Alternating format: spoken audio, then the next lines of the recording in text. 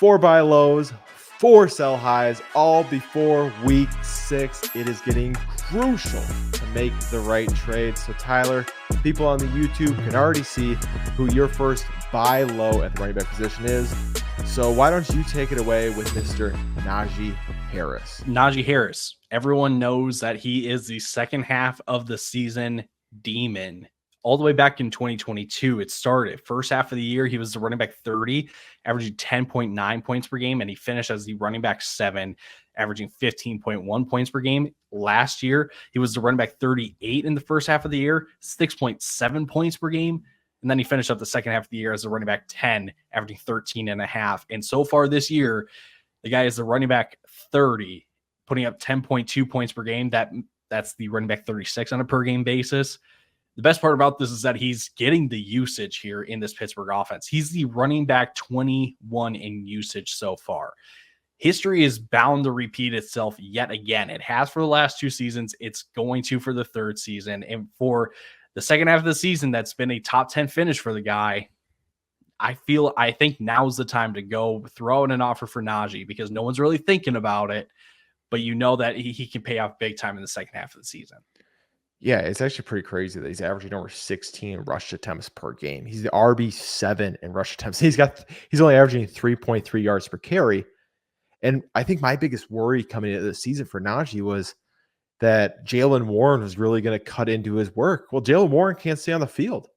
If he can't be on the field right now, he's got 17 targets over 5 games, season 3 targets a game. We saw those targets really disappear last year.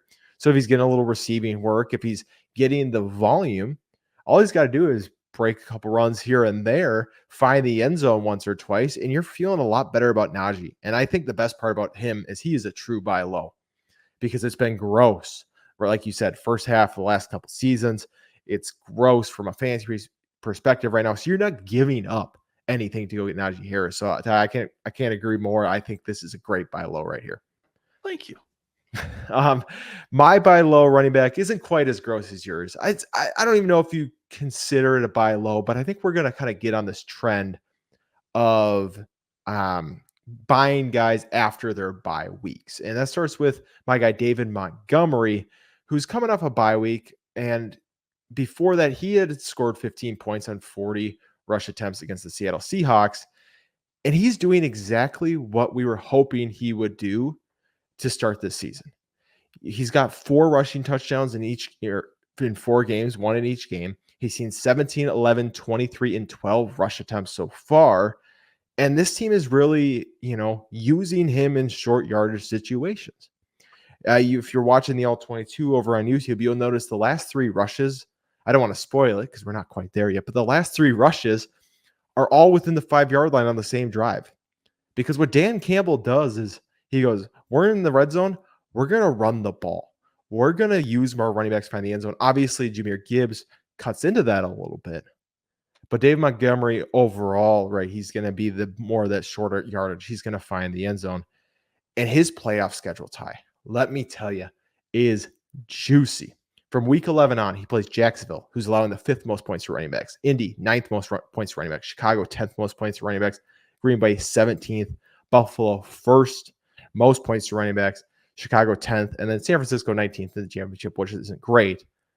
But he's got a juicy schedule for a team that wants to run the ball. And I think the best part about this Detroit Lions offense is that it's a little bit different than last year where they are committing to the run and they are staying with the run. The defense is good enough to maintain the lead that the offense builds. And when that happens, it's going to be David Montgomery's name that's going to be called on the more often than Jahmyr Gibbs when it comes to these running downs. And again, through 4 games, because again, they're coming off their bye week, Montgomery is the guy on the goal line. So if he's going to continue putting up touchdowns, if this Detroit offense is going to be one of the better units in the league, I mean, how is David Montgomery not going to return on value for you then? Yeah, we saw it even in this last Seattle game. It was a shootout. But this team's going to put up points. And when they put up points, David Montgomery scores. If you were trading for David Montgomery, Ty, we should have done this with Najee as well. But if you were trading for David Montgomery, who's a guy that you would go give up for Monty? Would you give up Travis Etienne at this point? Maybe you might even have to do Etienne plus. I don't even know. It depends on the league, how serious you are. Etienne's a guy I'd for sure move on for Monty. How do you feel about that one? Yeah. Based on the name perception, you would think you could get Monty plus for Etienne, but the Yeah, way that things have gone this year, it might just be a 1-for-1 between Etienne and Montgomery. And what it really comes down to is, do you want to take, or, I feel like Monty has a very safe floor. He is a very low risk player. So it's a matter of, okay, whoever my running back 2 or running back 3 is, are they too risky for me to handle at this point in the season?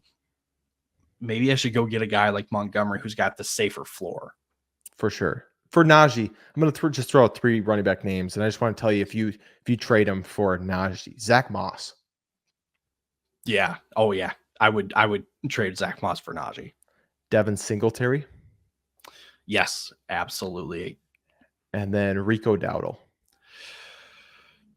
Rico's an interesting one because we're talking about we're talking about the likely lead back now in Dallas, but I think I would still go Najee just because I don't think that backfield is all, or I shouldn't say like it's Rico's backfield to lose necessarily. I feel like they could bring in a running back at any time. I know there isn't really like a free agent running back available, but if they trade for one or for whatever reason they want Zeke more involved, like Rico's situation is not as sturdy or as secure as Najee's is. So I think I would lean Najee, but I think there's an argument that you could do Rico plus for a guy like Najee.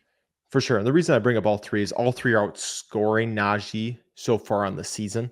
So I just think that there is a way that you can make that trade happen.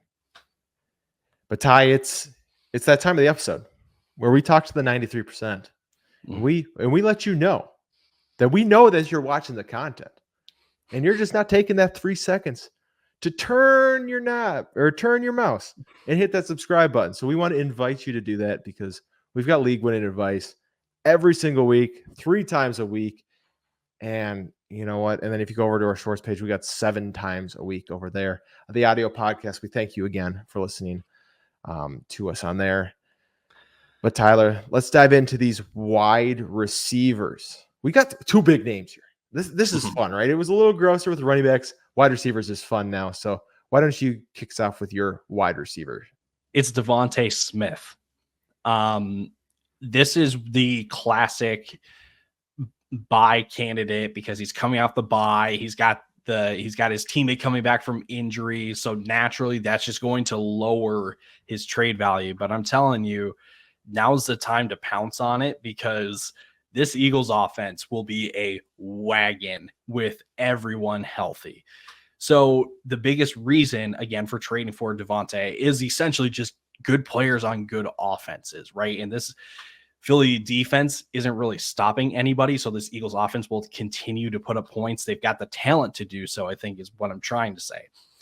Again, this Eagles defense have given up 29, 22.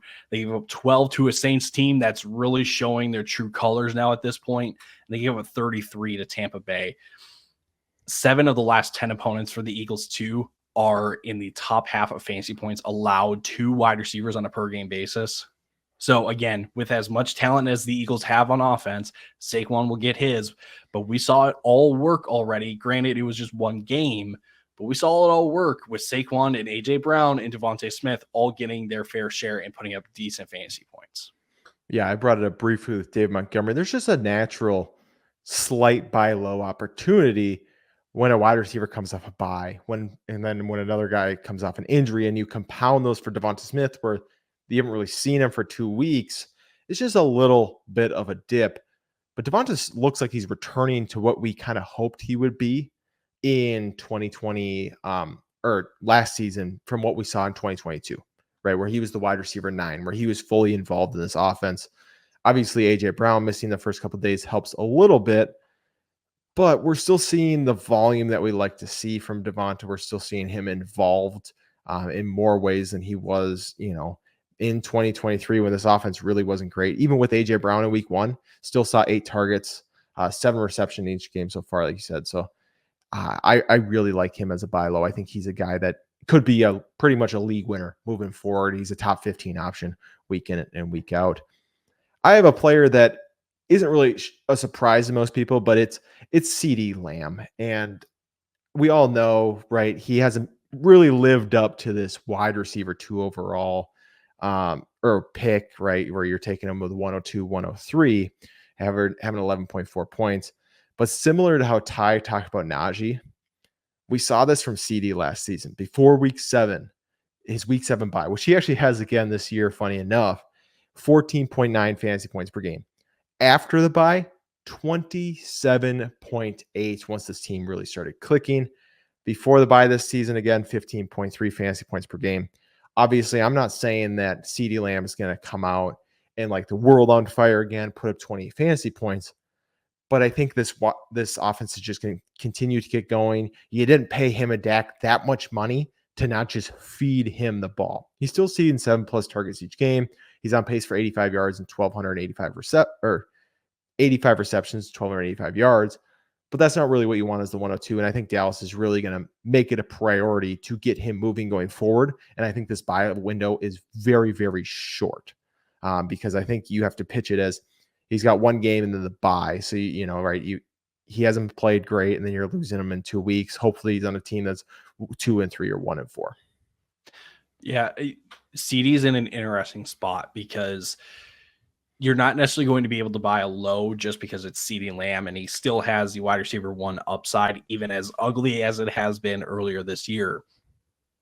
But CD still has the ability to be bought with the right package versus a guy, I would say, like Tyreek Hill, right, with Tua. Like, you're not going to be able to get to Tyreek no matter how much you pay up for. Nico Collins so far this year before his injury, you probably were not going to get Nico Collins in a trade. CD is still the guy that still has that like top 3 upside or that number 1 overall upside at his position that is still able to be bought from your league mates. Granted, you may have to pay up a little bit, but again, if the payoff is wide receiver 1 overall, potentially the best position player in all of fantasy football, like we saw last year, why would you not? Yeah. And I agree. I mean, guys like Drake London, I think are great trade pieces for both of them. Devonta Smith, I think you could do Drake London for Devonta straight up. I think Drake, right, he might have the higher upside, but I think week to week, Devonta's a guy, that you're going to be better. Obviously, to get Ceedee Lamb, Drake London, you'd have to have a plus, but Ty, you look like you had a comment on that Devonta Smith, Drake London. No. I was going to bring it back to Ceedee Lamb and just say, like, I would go trade Justin Jefferson for Ceedee Lamb for as much as we like Justin Jefferson. Because the thing is, does Jefferson have the same kind of upside that CD has? And it's not necessarily a question of like Sam Darnold versus Dak Prescott, but from what we've seen so far from Jefferson, it feels like more of a long shot for him to finish as the wide receiver 1 overall than it does for CeeDee Lamb. Interesting. I find that really interesting. I think you could almost get CD plus for Jefferson as of right now. And if you can do that. Yep, and I would agree. I think even like a Mike Evans, you trade a Mike Evans plus for a CeeDee Lamb. That's something I'd be very interested in. Obviously, the plus is going to have to be a little bigger, right? I mean, it's more. I'm not talking like Mike Evans and Romeo Doubs. I'm talking, maybe you go like a Mike Evans and a Rashid Shaheed, where you get, hey, this guy's been hot. He's trying something like that. I mean, obviously, it's going to depend on the manager because some managers like he's my 102. I'm not moving off him no matter how bad he is. Other guys are like, I'm panicking, get rid of him. So you got to kind of feel out the manager in this one. All righty, Ty. Well, let's take a quick break and hear from our friends over at Underdog Fantasy.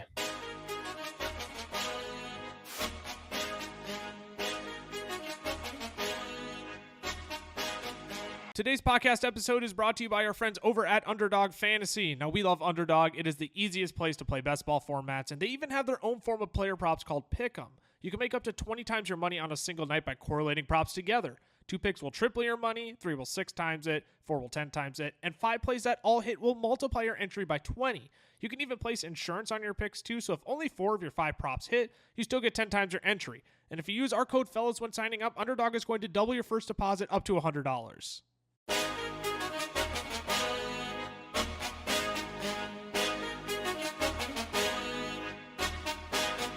We are back, and we are here with our 4 sells before week 6. So, Tyler, why don't you start off with your running back sell, who, again, is coming off a bye week, Mr. Tony Pollard. Yeah, Tony Pollard. There's a chance that this Titans backfield shifts closer to a 50-50 split after the bye week. This is kind of a natural thing that happens for these split backfields, that we see one guy kind of dominate snaps and carries. They head into the bye week and they come out of the bye week much more split than it was before. And it's been well known that the Titans want to get Tyjae Spears more involved. So again, there was always a chance of more Tyjae Spears in this offense, but there's just an even higher chance of that now coming off of the bye week. But if things stay the same, right, and Tony Pollard continues to be the high volume guy with carries and sprinkling in a couple receptions here and there, the volume is largely dependent on game scripts. Weeks 1, 2, and 4 in games where they were leading or within reach, right, against the Bears, against the Dolphins, and against the Jets, Pollard had 16, 17, and 22 carries, but in week 3, when they played Green Bay and they were playing from behind, he only had 6 carries. So knowing that his volume is very game scripts dependent, and then you add in the fact as well that he plays on the Titans. Like, I think the Titans defense is surprising people, but this Titans offense is not doing much outside of Tony Pollard putting up more than 15 carries a game. So I think there's too much risk at this moment for me with Tony Pollard, that I look at some of the other running backs available or that are, that are scoring more than him right now. And I think of like a Jahmyr Gibbs, if you're able to, a James Conner, someone like that. Package Tony Pollard up and go get one of those guys that are in either better offenses or have I shouldn't say guaranteed, but have a workhorse role in their own offense. Yeah, 2 guys come to mind. David Montgomery, who I mentioned before. I'd ship off Tony Pollard for him. Josh Jacobs, another one that I think I'd move Tony Pollard to go get. But like you said, Pollard right now, 16 targets on the season, averaging 4 a game. If Spears gets more involved, that receiving work's going to start getting cut down, because that's Spears' specialty. He saw 70 targets his rookie season. So that would be the worry, is this team doesn't find the end zone a lot. If he doesn't really have any receiving upside and he just, he's averaging 4 yards per carry, he needs to see that great volume in order to really produce for fantasy at, a level that you want to have for a starting running back. And speaking of a guy who really does need volume, that's our next sell high at the running back position, of Rhamondre Stevenson, who last week had a good week. 12 attempts, 89 yards, a touchdown, 4 receptions, 19.2 fantasy points. But we've talked about Rhamondre before. The issue is he needs these big weeks, and he's on a Patriots team that's just going to be playing from behind more and more. Patriots just announced today that Drake May is going to be starting this week against Houston, which is great and all that. But at the same time, it's going to take Drake May a little bit of time to get into the system, especially jumping in halfway through the year. We've seen the rookie quarterbacks play pretty well as of right now, but I don't expect the Patriots to be playing with a lead very often or be playing in neutral game scripts very often. Obviously, Rhamondre, has had decent receiving upside this season so far, has seen, good receiving work. But the worry with Rhamondre is he could be benched at any time because of this fumbling issue. We've seen his snaps go from, since week 2, he's had no more than 13 carries in each of the last 3 weeks. He's played 46, 55, and 47% snap share. So if he doesn't find the end zone and he's not in a positive game script, I just don't see him having enough upside where I want to deal with it. So I'd rather ship him off now to even, go get a Tony Pollard almost, right? Where like Tony Pollard might be a buy, a sell high, but at the same time, players are also buys if you're selling for the right thing. If you could get up to getting, Dave Montgomery, like I've mentioned, if you can get up to getting James Conner, Josh Jacobs, that's what I would go look to do for Rhamondre Stevenson. Get on running back on a team that's just going to score more. Yeah, I would even think about going, as risky as this may be, you can package Rhamondre for an Aaron Jones. Mm-hmm. But like, even because the thing is, Rhamondre and Aaron Jones could both, split time with their backup running back, Antonio Gibson, Ty Chandler, but Aaron Jones is going to be on the better offense, right? You could also even make the argument then kind of, I mean, Tony Pollard a little bit, because there is still the potential that he can still put up 14, 15 carries a game.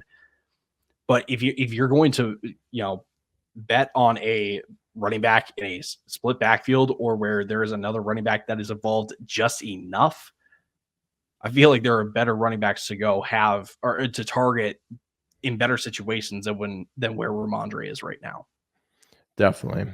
And I think if you're having these questions, right, if you got Rhamondre Stevenson and you're like, what kind of trade do I do with it? That's where our Discord, Ty, is just such a great tool. We got over 2,800 people in there right now, constantly asking questions, start sits, trade advice. We got dynasty questions flying left and right in there still. In the off season, you'll be able to find drafts to join. If you're into pick'ems, an underdog, one of our friends over there, you can find people in a community for that. So make sure you go join that Discord. It'll be in the link of this video. But now we get our final two sells. And Tyler, I think it kind of pains us to say this guy, but I think Christian Kirk as a sell is the right call. Yeah, Christian Kirk has kind of turned it up over the last 3 weeks, and he's gotten 10 targets and 12 targets and put up 88 yards this past week. But we talked about the Jacksonville offense. We're not really sure who to invest in outside of Brian Thomas Jr. And the Jaguars are kind of giving me a reason, at least, to not bet on Christian Kirk moving forward. According to Pro Football Focus, Christian Kirk only played 53% of snaps on Sunday. Hello? What? 53% of snaps. That's not great. And again, those 88 yards that he had against Indy, 61 of those came on one play. So he was not much of a factor outside of that one catch. So is there the possibility of this past Sunday being a one-off? For sure. There absolutely is. But even if it is a one-off, is he going to continue seeing 10 and 12 targets like in week 3 and week 4 with Evan Ingram coming back, with Brian Thomas's emergence, right? There's I don't want to call it moving pieces. There's a lot working against Christian Kirk, as is the best way to say it. So I'd package and upgrade. I just don't want to rely or trust a Jaguar other than Brian Thomas. So I don't know if you're going to be able to get a whole lot for Christian Kirk, but if you can upgrade from Christian Kirk in any kind of way, I would definitely look to do so.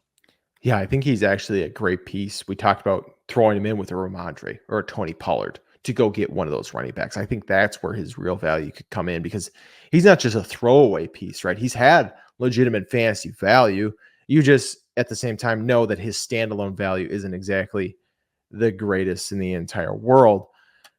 And like you said, Evan Ingram coming back is a big thing for Christian Kirk, because Evan Ingram saw 140 some targets last year, all of it underneath. And you look at Christian Kirk, like you said, you take out that 60-yard reception that he had, all through those last 3 games, other than that reception, he's seen under 10 yards per reception right now. Right? That's extremely low. And he is a better wide receiver than Gabe Davis. But Gabe Davis is going to see the field more because of the way that Jacksonville runs this offense, because they put Christian Kirk in the slot. That's the word that I'm looking for. So that's the worry with Christian Kirk, is that he's just not going to see much, field time. And my buy low is actually a little similar to that. It's Jayden Reed of the Green Bay Packers, who is just a slot wide receiver. He is only playing about 66% of snaps when all of his wide receivers are out. Last 2 weeks, he's played 78 and 71, obviously with Christian Watson being out, and then Romeo Doubs being suspended this last week. But he's still below 80%. And what worries me is his efficiency. Right now, he's 4th in yards after catch, 5th in receiving yards, 2nd in yards per target, and 3rd in yards per catch. But he's only 67th in ADOT. So they're not actually attacking down the field. He's had a couple bigger plays, but most of his stuff is around the line of scrimmage. And he's only got a 20% target share, only a 22% target rate. And this is crazy to me, Ty.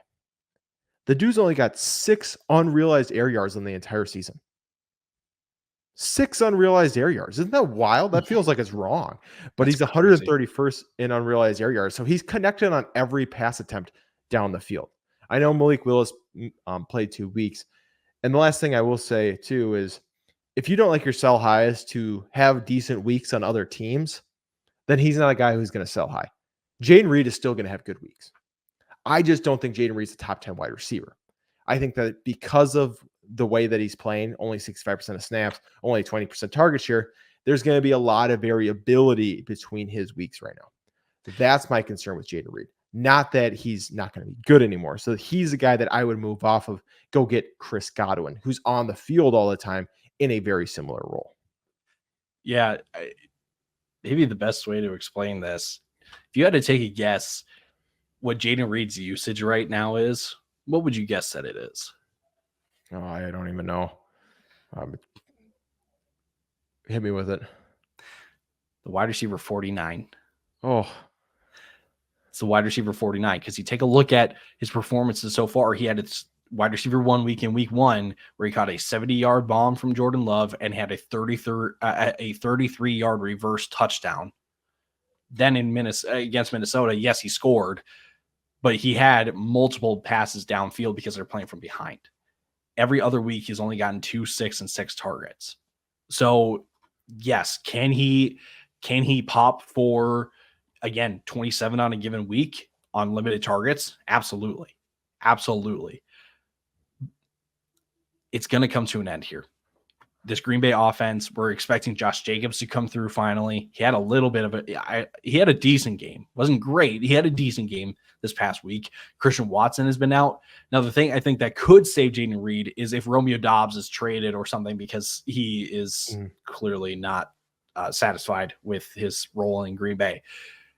It feels like these Green Bay wide receivers, this is what it felt like going into the year. We needed one of them to be removed from the picture. And because of that, we've seen, Jayden Reed succeed a bit. I just don't, I don't know exactly how efficient he's going to remain for the remainder of the season. Yeah, and I do want to clarify too. I'm not saying I still think he can finish as a top 20 wide receiver. For me, the variability that I can find in them, I think you're going to have more consistent pieces that you can move him for right now. That's what I'm looking for with Jayden Reed. Well, that wraps up our 8 trades that you should make before week 6 or 4 buy lows, our 4 sell highs. Like I said, we have 3 podcast episodes coming out each week. We had trending or ending yesterday. We have our 24 starts and sits coming out tomorrow. So do not miss a single thing. Hit that subscribe button, turn on those notifications. If you're on the audio podcast, leave us a nice little review. We'd love to hear from you guys over there. If you want to follow us on the other socials, I'm at CamelFFF on the X. Tyler's at Tyler_Plath. You can find the fellas on the X at FFFellas, on Instagram at the FFFellas, on YouTube and TikTok at Fantasy Football Fellas, also on YouTube at Fantasy Football Fellas Shorts. And I think that wraps it up. Facebook, you can find us at Fantasy Football Fellas. Oof, we are everywhere, Ty. It is exhausting. We are everywhere. Just to list these socials. But we hope to see you tomorrow for the 24 starts and sits. So with that, deuces. Deuces.